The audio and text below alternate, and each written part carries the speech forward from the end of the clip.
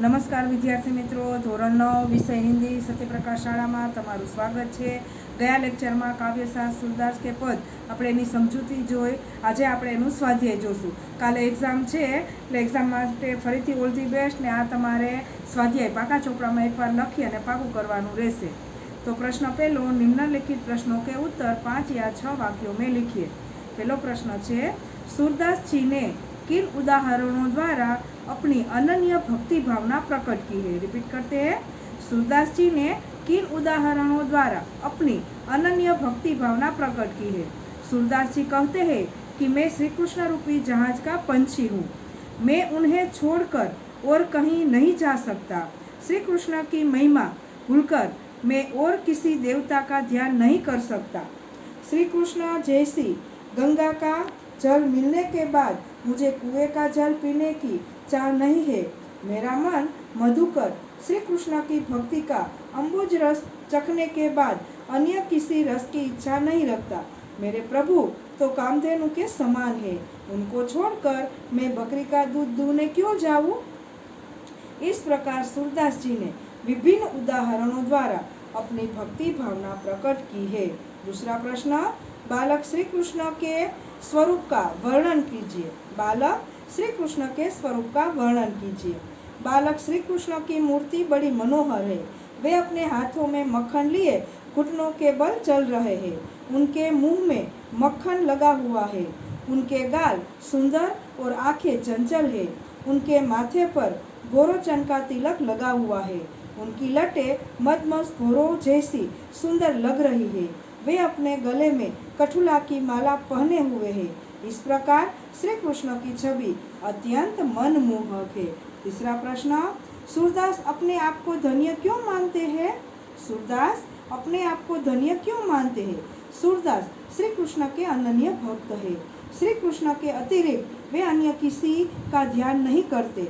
श्री कृष्ण की मनमोहक छवि सदा उनकी आँखों में बसी रहती है। वह छवि उन्हें अनुपम सुख प्रदान करती है। वे श्री कृष्ण की इस छवि को दुर्लभ मानते हैं। उन्हें अपने प्रभु की इस अनोखी मूर्ति के दर्शन हुए हैं, इसलिए वे अपने आप को धन्य मानते हैं। दूसरा क्वेश्चन, निम्नलिखित प्रश्नों के उत्तर 2 या 3 वाक्य में लिखिए।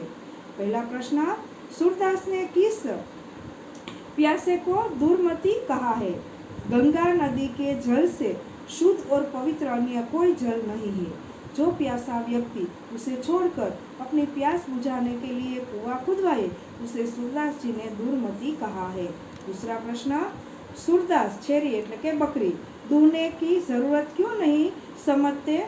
तो सूरदास अपने प्रभु श्री कृष्ण को कामधेनु मानते हैं, इसलिए बकरी दूहने की जरूरत नहीं समझते। तीसरा प्रश्न, सूरदास के अनुसार 100 कल्प जीने की आवश्यकता क्यों नहीं है।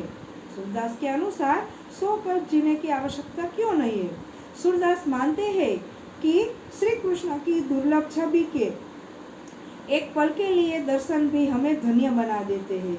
ऐसे दर्शन हो जाए तो फिर 100 कल्प जीने की आवश्यकता नहीं है। प्रश्न नंबर 3, निम्नलिखित प्रश्नों के उत्तर एक एक वाक्य में लिखिए। सूरदास का मन कहाँ सुख पाता है। सूरदास का मन केवल श्री कृष्ण की भक्ति में सुख पाता है। दूसरा, जहाज का पंछी जहाज से उठकर फिर कहाँ जाता है, कहाँ आता है। रिपीट करते हैं, जहाज का पंछी जहाज से उठकर फिर कहाँ आता है। जहाज का पंछी जहाज से उठकर फिर जहाज पर ही आता है। तीसरा प्रश्न, सूरदास के मन मधुकर को करील फल क्यों नहीं भाता। सूरदास के मन मधुकर को करील फल नहीं भाता क्योंकि उसने श्री कृष्ण भक्ति का अम्बुज रस चख लिया है।